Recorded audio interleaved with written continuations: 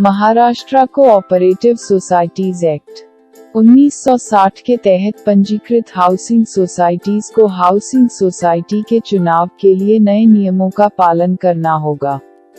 यह video housing society चुनाव के नए नियमों के बारे में आपके सभी भ्रमों को दूर करेगा। वो सभी सहकारी हाउसिंग सोसाइटी जिनमें पिछले वर्ष के 31 मार्च तक 200 या 200 से अधिक सदस्य हैं, वो महाराष्ट्र सहकारी समिति अधिनियम 1960 की धारा C4 के तहत आती हैं।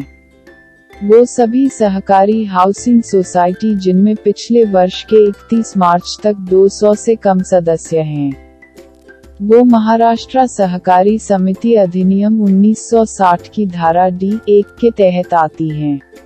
जिन सदस्यों का नाम 31 दिसंबर को सदस्यता रजिस्टर में अंकित हो, वो सोसाइटी के मैनेजिंग कमेटी के चुनाव में मतदान करने के योग्य होंगे।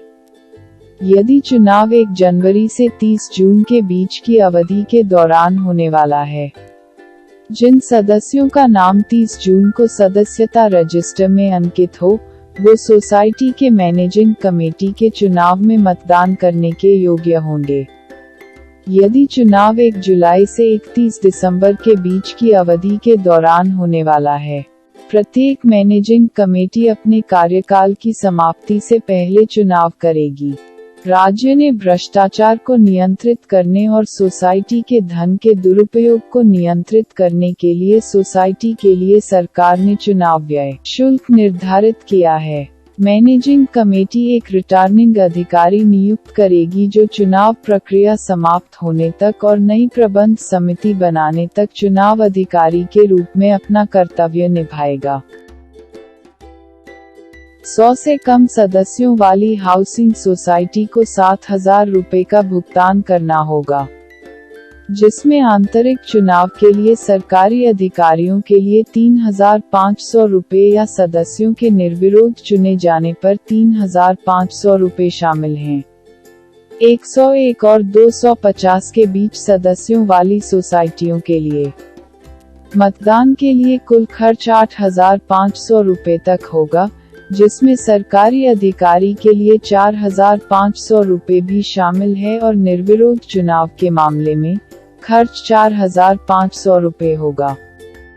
महाराष्ट्र कोऑपरेटिव सोसाइटीज एक्ट 1960 की धारा 216 के तहत रिटर्निंग ऑफिसर वह व्यक्ति है जिसे SCEA द्वारा या SCEA के अधिकृत अधिकारी द्वारा सोसाइटी के चुनाव के संचालन के लिए नियुक्त किया गया हो।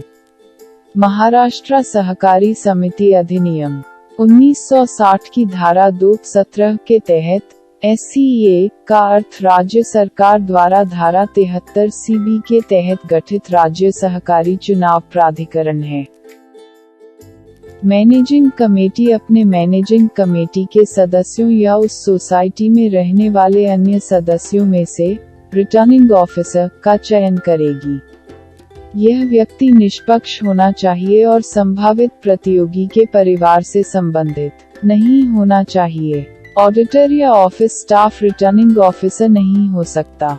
प्रबंध समिति के कार्यकाल की समाप्ति तिथि के 60 दिनों से पहले रिटर्निंग ऑफिसर को नियुक्त करना चाहिए। रिटर्निंग अधिकारी के पास चुनाव प्रक्रिया पर रिटर्निंग अधिकारियों को प्रशिक्षण देने के लिए स्थापित किसी भी राज्य केंद्र से प्रशिक्षण प्राप्त करने का प्रमाण पत्र होना चाहिए। चयनित रिटर्निंग अधिकारी द्वारा यह प्रशिक्षण उनकी नियुक्ति के बाद भी किया जा सकता है। प्रबंध समिति को रिटर्निंग ऑफिसर की नियुक्ति के बारे में उप रजिस्ट्रार को सूचित करना चाहिए और पावती प्राप्त करके सोसाइटी कार्यालय के रिकॉर्ड में रखना चाहिए। यदि कोई रिटर्निंग अधिकारी बनने को तैयार नहीं है तो सरकार द्वारा 340 अनुमोदित मतदान अधिकारियों के पैनल में से निर्धारित दरों के साथ रिटर्निंग अधिकारी चुना जा सकता है। यदि 100 फ्लैट से कम हो तो 3,500 रुपये और यदि 101 से 250 फ्लैट हैं तो 4,500 रुपये की दरें रिटर्निंग अधिकारी के लिए निर्धारित की गई हैं। उपपंजीयक अधिकारी भी आपकी हाउसिंग सोसाइटी के लिए एक रिटर्निंग ऑफिसर नियुक्त कर सकते हैं। रिटर्निंग ऑफिसर आई और जे रजिस्टरों की जांच करता है और इनमें वर्तमान और नवीनतम प्रविष्टियों के अनुसार अस्थायी प्रोविजनल मतदाता सूची तैयार करता है। Returning officer housing society notice के बोर्ड पर प्रपत्र E3 प्रारूप के अनुसार मतदाताओं की एक अस्थायी सूची प्रकाशित करता है और 10 दिनों के भीतर इस अस्थायी मतदाता सूची पर आपत्तियां, संशोधन, सुझाव आमंत्रित करता है और ईमेल या व्हाट्सएप के माध्यम से सब सदस्यों को सूचित करता है। अब आप स्क्रीन पर फॉर्म E3 देख सकते हैं। इसका उपयोग मतदाताओं की अस्थायी सूची बनाने के लिए किया जाता है। अस्थायी या प्रोविजनल मतदाता सूची के प्रकाशन के 10 दिनों के भीतर प्राप्त आपत्तियां, संशोधन, सुझाव पर विचार करने के बाद रिटर्निंग अधिकारी अगले 10 दिनों के भीतर मतदाताओं की अंतिम या फाइनल सूची प्रपत्र E3-1 में तैयार करता है और हाउसिंग सोसाइटी के नोटिस बोर्ड पर प्रकाशित करता है और सोसाइटी के सभी सदस्यों को प्रतिलिपि द्वारा सूचित करता है। यह चुनाव की तारीख से 60 दिन पहले किया जाना चाहिए। रिटर्निंग ऑफिसर फॉर्म E3-1 में मतदाताओं की अंतिम सूची की एक प्रति उपपंजीयक को देता है और सोसाइटी कार्यालय रिकॉर्ड के लिए पावती प्राप्त करता है। अब आप अपनी स्क्रीन पर फॉर्म E3-1 देख सकते हैं। इस प्रपत्र का उपयोग मतदाताओं की अंतिम सूची बनाने के लिए किया जाता है। 21 दिनों में अब तक के कदम।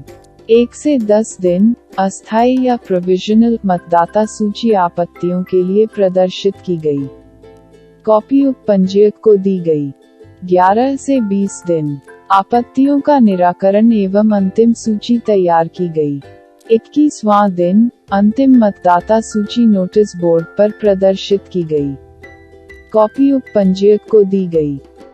रिटर्निंग ऑफिसर मतदाताओं की अंतिम सूची प्रकाशित करने के बाद 7 दिनों के भीतर चुनाव कार्यक्रम तैयार कर उसे प्रकाशित कर सोसाइटी के नोटिस बोर्ड पर प्रदर्शित करते हैं। चुनाव कार्यक्रम में 5 दिनों के भीतर प्रबंध समिति में विभिन्न पदों के लिए अपने आवेदन जमा करने के लिए प्रतियोगियों को निमंत्रण भी शामिल होता है। चुनाव कार्यक्रम की कॉपी उपायुक्त रजिस्ट्रार को देकर पावती रसीद प्राप्त की जाती है जिसे रिकॉर्ड के लिए सोसाइटी कार्यालय में रखा जाता है। चुनाव कार्यक्रम प्रकाशित होने की तिथि से 5 दिनों के भीतर प्रबंध समिति के पदों के लिए संभावित उम्मीदवारों को प्रपत्र E5 में आवेदन प्रस्तुत करना होता है, जिन्होंने अपने आवेदन जमा किए थे। रिटर्निंग ऑफिसर उन उम्मीदवारों के नाम प्रकाशित करता है और नोटिस बोर्ड पर प्रदर्शित करता है। अब आप फॉर्म E5 को अपनी स्क्रीन पर देख सकते हैं। इस फॉर्म का इस्तेमाल नामांकन के लिए आवेदन दाखिल करने के लिए किया जाता है।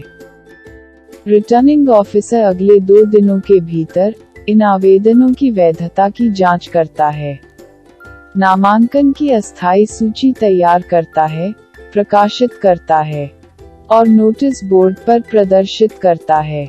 नामांकन की यह अस्थायी सूची सभी सदस्यों को इलेक्ट्रॉनिक या भौतिक रूप से भेजी जाती है, जिसकी एक प्रति उपपंजीयक को दी जाती है और सोसाइटी कार्यालय रिकॉर्ड के लिए पावती प्राप्त की जाती है। रिटर्निंग ऑफिसर नामांकन की अस्थायी सूची प्रकाशित करने और नोटिस बोर्ड पर प्रदर्शित करने की तारीख से 15 दिनों के भीतर नामांकन वापस लेने के लिए आमंत्रित करता है। 15 दिनों की समय सीमा समाप्त होने के बाद रिटर्निंग ऑफिसर 2 दिनों के भीतर नामांकन की अंतिम सूची तैयार करता है, प्रकाशित करता है, इसे नोटिस बोर्ड पर प्रदर्शित करता है। अंतिम सूची की एक प्रति उपपंजीयक को दी जाती है और कार्यालय रिकॉर्ड के लिए पावती प्राप्त की जाती है। 60 दिनों में उठाए गए कदम। 1 से 10 दिन अस्थायी प्रोविजनल मतदाता सूची आपत्तियों के लिए प्रदर्शित की गई। कॉपी उपपंजीयक को दी गई। 11 से 20 दिन। आपत्तियों का निराकरण एवं अंतिम सूची तैयार की गई। 21वां दिन, अंतिम मतदाता सूची नोटिस बोर्ड पर प्रदर्शित की गई। कॉपी उपपंजीयक को दी गई। 22 से 28 दिन, चुनाव कार्यक्रम तैयार। 29 से 33 दिन, प्रतियोगियों से प्रपत्र E5 में आवेदन प्राप्त हुआ। 34 से 35 दिन, प्रतियोगियों की अस्थायी सूची तैयार की गई। 36 से 50 दिन, प्रतियोगी से निकासी आवेदन प्राप्त हुआ। 51 से 52 दिन, प्रतियोगियों की अंतिम सूची तैयार की। 60वां दिन, चुनाव। नामांकन की अंतिम सूची प्रकाशित होने के 7 दिनों के बाद लेकिन 15 दिनों के भीतर चुनाव होता है। रिटर्निंग ऑफिसर चुनाव के दिन सभी उपस्थित सदस्यों को खाली बैलेट बॉक्स दिखाता है और उस पर मुहर लगाता है। पदों के अनुसार प्रतियोगियों के नामों के साथ चुनाव बैलेट पेपर दिए जाते हैं, जिसमें नामों के सामने टिक लगाने के लिए जगह होती है। रिटर्निंग ऑफिसर सदस्यों को बैलेट पेपर का उपयोग कैसे करना है, बैलेट बॉक्स में कैसे फोल्ड और ड्रॉप करना है, इसके बारे में सूचित करता है। मतदान निर्धारित समय पर शुरू व बंद किया जाता है। यदि किन्हीं अपरिहार्य परिस्थितियों के कारण चुनाव को स्थगित करना पड़ता है, तो returning officer AGM minute register में उन परिस्थितियों के बारे में एक नोट अंकित करता है, जिनसे उसे चुनाव रद्द करने और किसी अन्य तिथि के लिए स्थगित करने के लिए मजबूर होना पड़ा। इस नोटिंग की प्रति उपपंजीयक को भेजकर पावती प्राप्त करनी होगी। मतदान के बाद रिटर्निंग ऑफिसर 3 दिनों के भीतर खुद या अन्य कर्मचारियों की सहायता से सभी प्रतियोगियों और सोसाइटी के सदस्यों की उपस्थिति में बैलेट बॉक्स खोलकर बैलेट की गिनती करता है। वैध और अमान्य मतों की संख्या दर्ज की जाती है। मौके पर मौखिक रूप से परिणाम घोषित किया जाता है। परिणाम घोषित होने के 2 दिनों के भीतर परिणाम मुद्रित, प्रकाशित और नोटिस बोर्ड पर E17 फॉर्म पर प्रदर्शित किया जाता है। E17 शीट की एक प्रति उपपंजीयक डिप्टी रजिस्ट्रार को भेजी जाती है और कार्यालय रिकॉर्ड के लिए पावती प्राप्त की जाती है। यहाँ, आपकी स्क्रीन पर, आप E17 फॉर्म देख सकते हैं जिसका उपयोग हाउसिंग सोसाइटी में चुनाव के परिणाम घोषित करने के लिए किया जाता है। विजयी प्रत्याशियों की सूची प्राप्त करने के बाद डिप्टी रजिस्ट्रार 15 दिनों के भीतर उम्मीदवारों के साथ एक बैठक तय करता है और इन निर्वाचित सदस्यों को विभिन्न पदों पर नियुक्त करता है और प्रबंध समिति बनाता है। तब तक विजयी प्रत्याशी कार्यभार ग्रहण नहीं कर सकते हैं और पिछली समिति से कार्यभार नहीं ले सकते हैं। आशा है कि अब आप सहकारी हाउसिंग सोसाइटी में चुनाव कराने की पूरी प्रक्रिया को समझ गए होंगे। जानकारी एकत्र करने और प्रपत्रों की प्रति एकत्र करने में बहुत प्रयास किए गए हैं ताकि आप बेहतर तरीके से सीख सकें। क्या आपको नहीं लगता कि यह वीडियो लाइक और शेयर के योग्य है? कृपया मेरे चैनल कंज्यूमर प्रोटेक्शन को सब्सक्राइब करें। वीडियो देखने के लिए धन्यवाद।